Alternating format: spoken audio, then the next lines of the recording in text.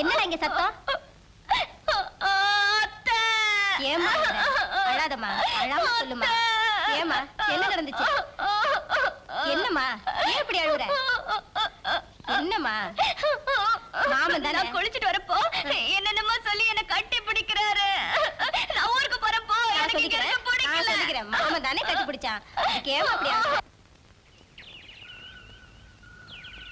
இப்படி ஒரே அடியா ஊருக்கு போனேன்னு அடம் பிடிக்கிறதே எனக்கு கொஞ்சம் கூட பிடிக்கல. உங்க மாமா தானே உன்னை கட்டி பிடிச்சாரு, அதுக்கே இப்படி கோச்சுக்கிற?